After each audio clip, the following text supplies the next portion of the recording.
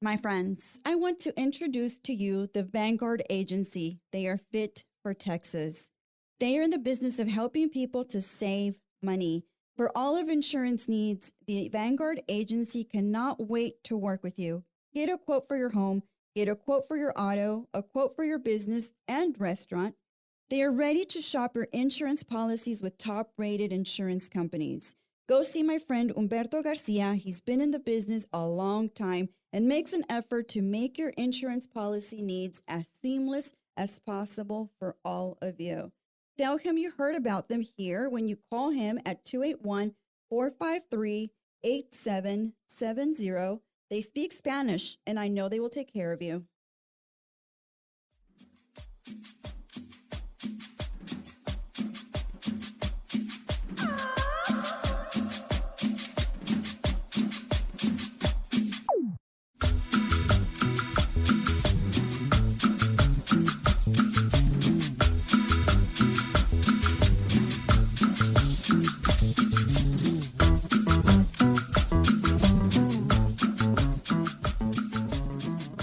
Back to the podcast. I am so excited to share with you that we are starting the new season 7, with a lot of really cool changes, a lot of really great things that we're adding to it. If you have not noticed, we are definitely starting a few of our episodes with some stories. So for today, I've got the story for you. My favorite. So not long ago, I guess maybe it was like a week ago. What are we today? Yeah. So it was about a week ago. My husband Rusk and I were invited to attend a real estate investors. I guess it was a little networking event, but they also wanted to kind of bring in some investors and talk to them about what they're doing in terms of like coming in and buying apartment complexes. That's really what it was. It was for apartment complexes. And so excited, wanted to go and see that. We've been thinking about buying a few multi-unit family apartments. We've also, talked about investing in Airbnbs, doing a few more of those things. So this was a good opportunity for he and I to go and meet some people who are doing it in the city and how they're doing it, and what kinds of things we could learn from them. The whole thing was great. It was really nice. It took place at the Arnold's Brewery. It was a really nice event. It was well organized. Everything was well put together. The speakers were great. Everybody had a good story they shared about how they got started and how they've been creating wealth and creating their portfolios through multifamily investments. And kind of towards the end of the event, I think it was maybe, 5 minutes before it was over, they were networking, there were speakers, it was great, everything was nice. But towards the end and towards the final moments of the event, I have this one person come up to me and says, "Hi, how do you do? What do you do?" Et cetera, et cetera. "Oh, this is what I do. This is, who I am. And this is my husband," et cetera, et cetera. And then I mentioned to him that I'm a podcaster. And he says, "Oh, really? You're a podcaster?" He says, "Yeah, I'm a podcaster too." And I said, "Wow, well, that's cool. That's amazing. How long have you been doing it?" He said, "Oh, maybe about 3 or 4 years now." I said, "Great." I said, "This is my second year and I love it. It's, something that I get to enjoy, and I get to teach and inspire and motivate people." And he's like, "Wow, that's great. Good for you." He kind of like said it like in a really kind of like a little bit of like, "Oh yeah, well, you do your little podcast. Mine is really serious." That kind of conversation. He looks at me and he says, "So when do you start your podcast?" I said, "Well, it's, my new season's coming." And I said, "I'm actually looking for sponsors right now. I'm looking for people who want to be a part of it." And he's like, "Why would you look for sponsors?" And I was like, "Well, because, I think it's time for me. It's the next, level for my podcast. I've been doing it 2 years. I think it's time for, for people to also have the opportunity to advertise." And he looks at me and goes, "I don't advertise, and I've been doing it for 4 years. I never even thought about advertising or, offering it to anyone because I just don't feel like I'm ready. What makes you think that you're ready?" And I thought, I have to be ready for it? What do you mean? I have to be ready for advertisers or for, he goes, yeah, well, what makes you think that what you're doing is good for somebody to advertise in your podcast? And I looked at him like, I don't understand the question and I don't understand your comment. I'm not sure what you mean. He was just like, well, I've been doing, he goes, I think this is my 150th episode. And, I just don't feel like I would still at this point have the nerve to ask anyone to give me some of their money so that they can advertise on my podcast. He goes, and I have speakers from all over the world, and my speakers are, real estate moguls. And I kind of looked at him like, well, for me, I think it's the right time. I've created a media kit. I feel like very positive about my value and what I give to the people that want to advertise in the podcast. I think, what I do that's really, really cool is I really promote the things that I believe in and the things that I really like and that I share. Only those things that for me are important. I said, I don't know why you wouldn't do it. I think it's a great idea that you should. I said, maybe you should think it again. And so he looks at me and just says, yeah, maybe. Yeah, maybe one day I'll have the nerve and I'll have that audacity to ask people for money. I'm like, wow. I just kind of like, oh, okay. It was kind of like he was trying to bring me down a notch. Like, girl, you are still nothing. You don't compare to me. I'm a big podcaster. I have all of these guests and I have moguls on my podcast. And, who are you to think that, you deserve to have this advertising component to your podcast? He asked me, well, how many episodes do you have? I said, well, I'm at 70 and I'm like really proud of that. Yep. Nope. Not, it didn't move him. He was just and so I moved on from this guy, just kind of like baffled by this whole conversation. I talked to Rusk. I talked to my husband. I said, man, this guy was kind of nasty. He kind of like told me like, who do you think you are? Like, going to people and asking them to advertise on your podcast. He says he doesn't do it and he could because he has all of these listeners and he's got all of these downloads. And I just kind of thought, I feel like there's moments where men just have to like let you know they're still superior. They're still above. They're still at that level, where they're still feeling, yeah, girl, you need to, you need to be taken down a notch. You're getting a little too ahead of yourself. You're feeling a little too good about yourself. I think somebody needs to tell you that you need to just calm down and like, be a good girl and, save yourself, the embarrassment by, asking for ad money and promos and yeah, I felt very like attacked. I felt like he was trying to kind of like bring me down. Yeah, you're up here. I need to bring you back down to earth, girl. You're not. And so I looked at my husband and I'm like, it's interesting how there's moments when I go to these very heavy male dominated events, like this investor group was maybe 85% male and maybe 15% female. And they still don't want us to be a part of those groups. They still don't, he could have asked me if I was an investor and what kind of portfolio we have. And I said, yeah, I could have told him, that we do have a nice portfolio that Rusk and I work on together. And then my husband brings me on because he trusts my judgment. He trusts my business acumen. And I'm really good at reading people. And we work together as a team. And so he felt, I don't know, he felt some kind of way about it. And I think he had to kind of let me know that, yeah, don't get too excited about yourself. You still have a long way to go. Which, by the way, 70 episodes is something to be super excited about. I am really proud of it, and I'm very proud of what I give you. I am very proud to bring you some of the best people around the city of Houston. I'm, always looking for ways to provide for my audience inspiration, motivation, education, and I feel like I've been doing that for the last 2 years. And if somebody's threatened by that or threatened by my confidence, that's too bad. That's your problem. That's not mine. And I'm going to continue to do that. I'm going to continue to ask people if they want to sponsor my podcast because I have great value. I really believe in what I do. And that translates to everything that I do in my life, you know. And once one person joins me and joins my vibe and my tribe and my team, they're going to be a part of it forever.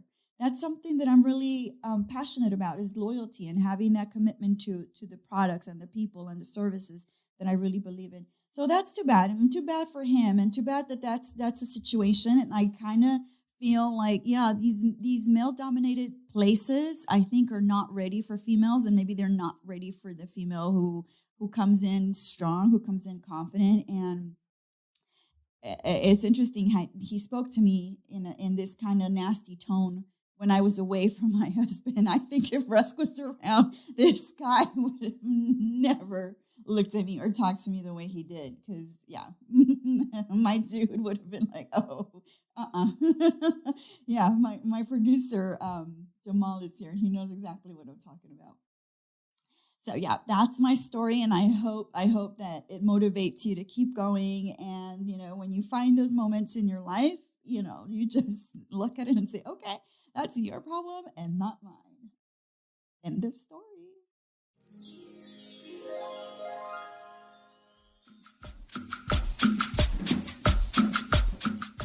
You guys, I want to introduce to you my skincare expert, Natalia, Castille.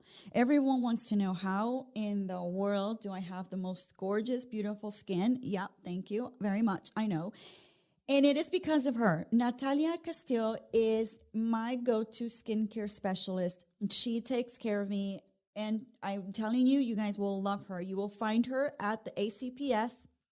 It is the Aesthetic Center for Plastic Surgery. And if you really, really want to know more about them, you can visit them at their website, ACPS Plastic Surgery. It is a med spa that I love to go to. It's so easy, just calling in and say, I need to set up an appointment for my facial with Natalia. And they take care of me immediately, in and out. They take care of skin rejuvenation. They do something called derma infusion. They do cool sculpting, and Natalia does all of that. She's also taking care of my laser needs. Like, she does laser reduction for me, and I swear to you, people say, oh, it's painful. She makes it so painless. Love, love, love her. So if you need to find out more about how you can get great skin, follow her at her Instagram, Natalia Castille, at Natalia Castille. You will not regret it. I will give you guys all the details, and she will take care of you. I promise you, she will do a great job for your skin. You will not regret it, and you will have the best skin of 2022. Y'all, nothing beats a healthier ride than a 45-minute spin class at CycleBar West U. Y'all know I've been on a journey of health and wellness. My doctor recommended that I do cardio to improve my blood pressure. It's been high and I have hypertension, and nothing has worked better than the CycleBar West U class. I'm telling you, CycleBar has the smart bikes. They will calculate your distance and your calories. The music's great. The vibe is great. The lighting is amazing. And the trainers really want to make you have that amazing experience. I don't know if I mentioned this to you, but if you wanted to, you can ask for your favorite workout songs. They want this to be about you. They want you to have the best experience possible. And by the way, I am letting you know now that they have a new Rider 3-pack for only $49. Amazing. You'll find them at 3233 Southwest Freeway. Or you can also reach out to them at 713-677-0477. And their email is westu@cyclebar.com. Ask for Guillermo. He's going to take care of you. If you don't do anything else for the rest of the day and you do this CycleBar West U class, I'm telling you, you're going to walk out and you're going to feel like a badass.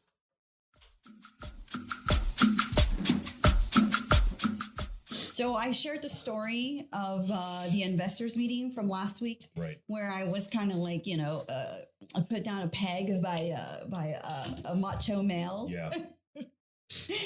By the way, guys, He wasn't very macho. My guest today is Russ, my husband. I didn't bring any wine today. Sorry, folks. So you're silly without wine. So see, you can do it without it. I can do it without it. You can do this without wine. Right. But I was called last minute, impromptu, get in the car, come over here. Yeah, I need start talking. Put your thinking caps on. Damsel in distress. Needed some help. I was telling in the story how that guy had the nerve to talk to me the way he did because you weren't around. Because if you were there sitting next to me or standing next to me, you would have never spoken to me the way he did. Yeah, you seem like you're pretty flustered afterwards. Yeah, I was kind of like taken aback, a little bewildered. It's a typical male domination kind of conversation. Yeah. It was kind of representative of, feels like 80-85% men in that room and 10 or 15% women. Yeah, and it's interesting how, when you and I show up to these things together, there's like a division. There's sort of like a division that happens between, where the men go and they like talk about, their thing. And then when they talk to the women, they talk about other things. They don't talk business. Like, I don't think he ever asked, or any of the people asked me what kind of investments I do or what kind of things I invest in or, what my portfolio looks like. But every time they talk to you, they always want to know, oh, what do you invest in commercial? Do you invest in residential? Right. Do you buy property? And it's always that kind of thing. And I think maybe it's just a matter of... I think it's an unconscious bias. Right. I think it's ingrained in them to marginalize women or minorities in certain settings. And I think they just do it subconsciously because of their everyday kind of experiences. I don't think it should be that way because there were women there and when those speakers raised their hand about who wants to invest, women raised their hands as well. Right. I was there. I was in the back of the room and I saw it take place. Right. And I think there's an assumption that women don't belong there. I think it's like you said, it's a subconscious, unconscious bias. There's that sense of like, what are they doing here? Like, or with me, when I come in with you, they just assume, oh, he just brought his wife with him. And they don't really know that you and I really have like dialogue and we really talk about the process of what we're investing in. And you put me into the process as well. It's not just me standing there next to you saying, yes, yes, yes. You'll ask me questions about, what do you think about, the community surrounding, or what do you think about this person? Like he seems a little shady to me. What do you think? And I always get a good sense of people. Yeah. So I'm always brought in to kind of like also look at the people and kind of gauge whether some of them are like real, fake, authentic, and actual. Right.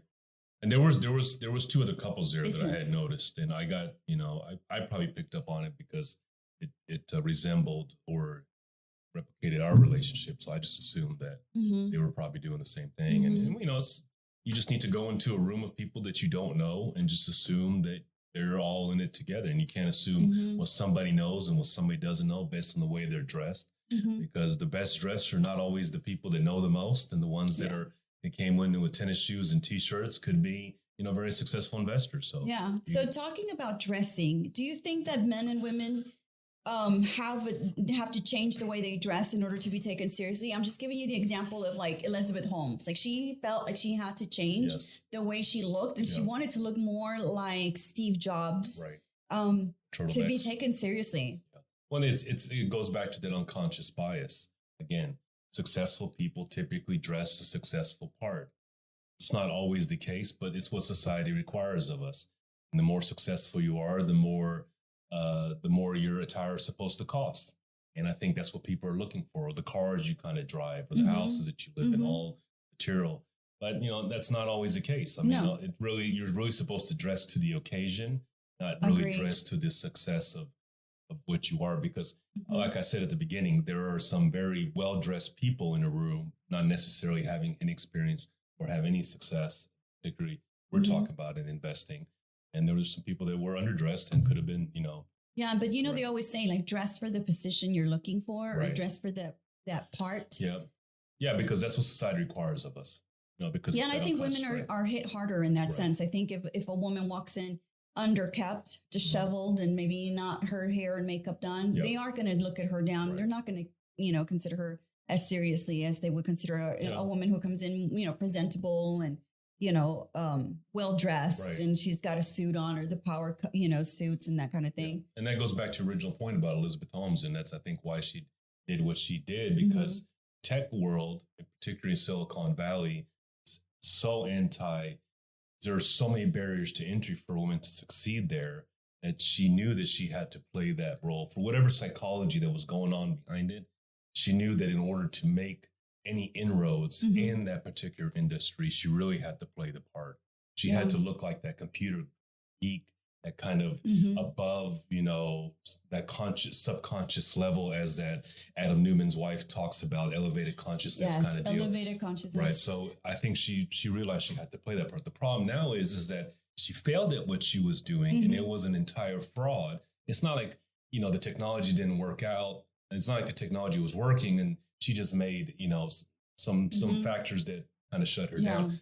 She was a fraud from beginning to the end. And now the barrier to entry for women in that industry is just that much more higher, difficult. Right? Because everyone's going to associate any woman trying to succeed in the tech industry has that extra has that persona to why I wanted to do this episode with you is because I feel like, there's such a way, a perception, a way of people looking at men and women in terms of like how they conduct themselves as business people or conduct themselves as founders. Like I just spoke about Elizabeth Holmes, you mentioned Adam Newman. Right. And I think it's because, recently we've been watching a lot of these founder shows. Like We Crashed was the WeWork story, the real estate development, right? Elizabeth Holmes, The Dropout. We watched that, and we've been kind of like every time we watch them, we analyze these personalities, and we always wonder. Right. We also watched Super Pump with Travis. Pump with the Travis Kalanick, the founder of Uber, and then the Anna Delvey thing with the Inventing Anna, right? And she was also a woman who was trying to impress and get herself out there and do like a big philanthropy. But I feel like there's such a difference between how women are perceived. They're perceived as like liars if they do something wrong. But Travis Kalanick, and he lied in so many other ways. The way he circumvented, the law, and so how many ways he was able to get away with things. And he wasn't perceived. He wouldn't go to jail. I mean, he wasn't perceived as evil and terrible and horrible. But the women are. Yes. Anna ends up in jail, and Elizabeth is probably going to go to jail. Right. So there's slightly different storylines in the corporate side that took place in Uber versus in Theranos. Theranos, she did something fraudulent. The Uber guy was just was an antisocial, was a very narcissistic personality, kind of, charismatic individual. He necessarily didn't do anything illegal. He just was a lavish spender, focused on revenue, not profit. And she was trying to do something that was, depriving investors of their investment. You don't think that's... But the difference is that there is absolutely a double standard for men than it is for women, because if women have the same kind of personality as Travis Kalanick, they're viewed as being bitch or being overbearing or controlling, manipulative. And that's natural. That's what men are expected to be when they head a large organization that. Yeah. So it's definitely, it's unfortunately that unconscious bias that the nature of a woman is not supposed to be that way. The nature of man is. It just goes into the testosterone and the estrogen, the whole psychology behind the difference in the biology between the two sexes. It shouldn't be that way. So how do we bridge that gap, though? How do we close that gap? How do we make it so that it's not such a severe... Like Martha Stewart, for example, is known to have a very strong, opinionated, brassy, attitude and personality. And she led a company for many, many years. I mean, she's still leading her company for many years. Yeah. How do we go from like accepting a Martha Stewart type of person and maybe not accepting like a younger woman who comes in and like has these really intense ways of doing things, personality? Only with success. So it has to be proven. It has to be proven. Only success can bridge that gap. And, it takes time. I'm not a social scientist. I haven't done empirical evidence studies of the last 100 years. Right. But it takes time. And eventually, maybe by the end of this century, this conversation will be mute, and nobody will be able to refer to what we were talking about. But the problem is that you get the bad apples, and they ruin it for all the good apples. I believe the head of Ford is a woman, and I think the head of Pepsi at one time was a woman. I think the head of GM, Mary Barra, is also a woman, and a lot of them are all kind of flying under the radar, and because they're not doing anything sexy. They're running, very blue chip kind of companies. And as long as they're profitable, there's going to be a track record, but you need a track record of the women doing, the sexy, the new technology kind of businesses. And they probably there's a few. There's the girl from Bumble. There's the woman from Bumble. I can't remember her name. Right. But it just takes time. The woman who leads Rent the Runway as well. Like they've been able to also secure a lot of funding and investors into what they do.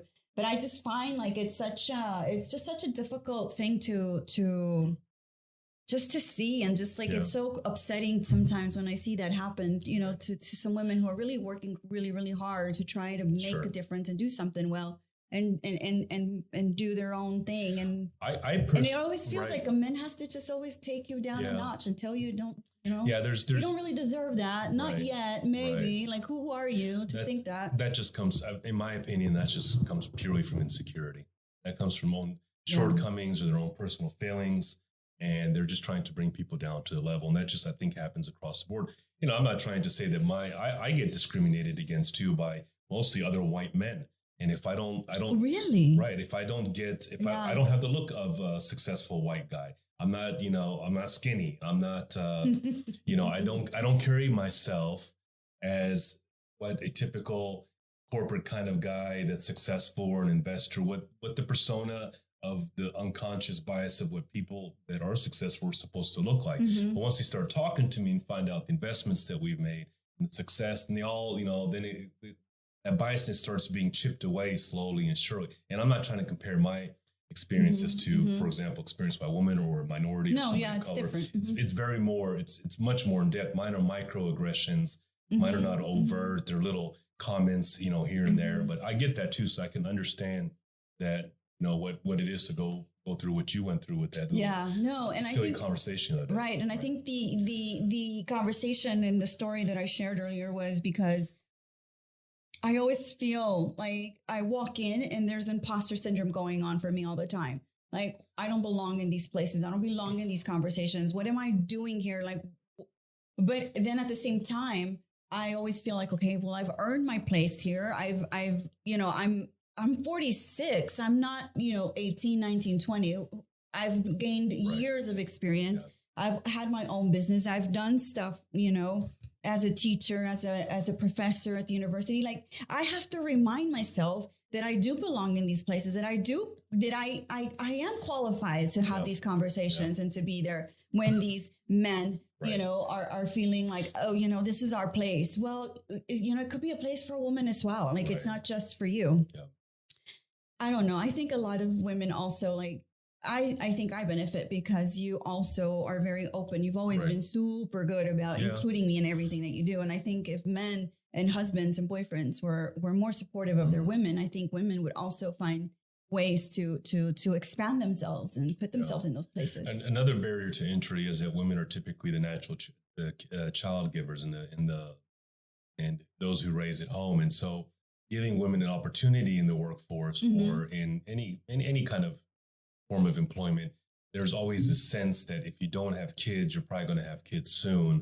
And then you're going to lose productivity because you're not obviously being able to do it, even though, you know, you can work from home, you know, from time to time. Right. But it's that whole kind of mentality that women or that's their natural role in society. And that's also being chipped. You know, guys are staying at home too now.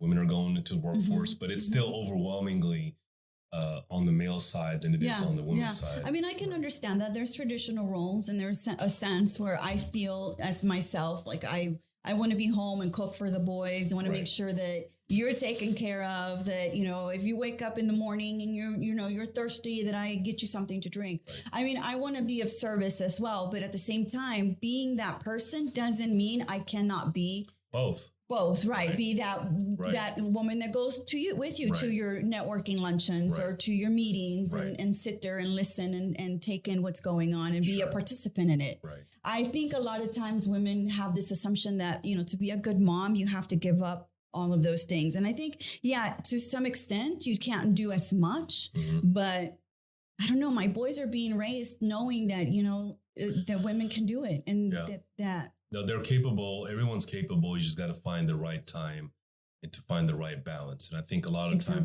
my experience, a lot of time people find they overwhelm themselves with too much going on because they have a little bit of that FOMO going on and they get invited to this and get invited to that. And they're always overwhelmed on the go. I think you need to weed out a lot of things that are not worthy or valid. Distractions. There are too many distractions that don't value your time properly. I think you need to just do a few things at a time, a day at a time. And because that way, nothing ever really gets done efficiently. And ultimately, I think one lesson that I learned last year and something you and I have talked about a lot in the past is because I overcommit and I've done my time and giving of myself, I've become sick. I got sick, and I had to come to a realization that I needed to get checked, and I needed to just to like take it back a notch on all the stuff that I do, and I think that's something that it's a recommendation that I give women, and it's a conversation that I have with Dr. Singh, one of the episodes, where I gave too much of myself. I put myself out there so much that I literally just got sick, got very, very sick from it. Right. Yeah. And thankfully now, yeah. Right. A lot of psychology. A lot of it, yeah. There's a lot of psychological hangups. So if you guys haven't listened yet, y'all need to go over and watch We Crashed is the story of Adam Newman and his wife, Rebecca. Right. That's a great story on the founders, and kind of analyze a little bit of his life and his story. The other one is the Dropout with Elizabeth Holmes, which is a great one. And it gives you a little bit of insight on how this young woman, I guess at 18, 19, just started creating something. Right. She was ambitious, and she had goals of changing the world. And, I think a lot of us, at some point when we were kids, we have this thing we want to leave a big dent in this world. And unfortunately, as you get older, you start realizing how challenging that is. And unfortunately for her, is that she kind of came close to doing it. But, her professors had told her at Stanford that it's biologically and physically impossible to try to do what you're trying to do. And she didn't listen. Yeah. So it was not a success story. But they're all, and the others, I think that one's on Hulu. And We Crash is on Apple TV. Okay. And that third show, that Super Pumped. Super Pumped was Showtime. It was Hulu too, I think. Not sure. I don't remember. We always recorded. One of them was on Apple. Oh yeah, that was the We I think Crash. it was. No, Super Pumped was on Showtime. And then the one consistent thing in all those storylines is they had strong, charismatic, deity-like personalities. Very culty. Right? That they ran these organizations and they convinced the people working for them they're doing great things in this world, but they just failed on the basic business acumen, on the linear left brain stuff of profit. They only focused on revenue, and they focused on prestige. They focused on the image, but they just didn't know how to keep the money in the bank account. It was always bleeding out. Theranos is a little bit different, but that was really the story of the Uber from Super Pumped and WeWorks. And I think the other thing is that they try to follow the success of Bill Gates. They try to follow the success of Steve Jobs. They were of Zuckerberg. Like they had those people as their gods. Right. And so whenever they would spend money, you have to spend money to make money. Right. Amazon didn't make money until, so-and-so time. They always go back to those people, to those founders, to those leaders, because they're emulating that. Right. What they forget is... Where they fall short is, where was the pivot? Where was the change? And who was the team around them? Right. And who keeps them in check as well? Like there's always a check and balance what was for happening, everything. What was a slow motion change? Started moving from revenue to profit. That's where they always fall short in that storyline, is to analyze those stories of Amazon, of Microsoft, of Facebook, realize where they started making money. It's just decisions. It's purely decisions. I love watching those shows. They were great. We really go in on those shows though. Yeah. Oh, Billions. We love Billions. Succession. That's another one. Like all of these shows with these families and these teams and these leaders and these crazy people at the top. I always tell Breska, I said, how do these people make all this money? They're such idiots. Yeah. I don't get it. Well, that's kind of a strange kind of idiot. They're idiots, at the back end of the equation, but not on the front end of the equation. That's the problem. Thank you for being on the podcast. Well, thanks for inviting me again. Next time I'll bring some wine. You did good. Okay. You're awesome. I love you. See how I look on the camera. Thank you, everyone. Follow us and let us know what you think about the podcast. Again, season 7, it's new and it's amazing. Thank you for listening.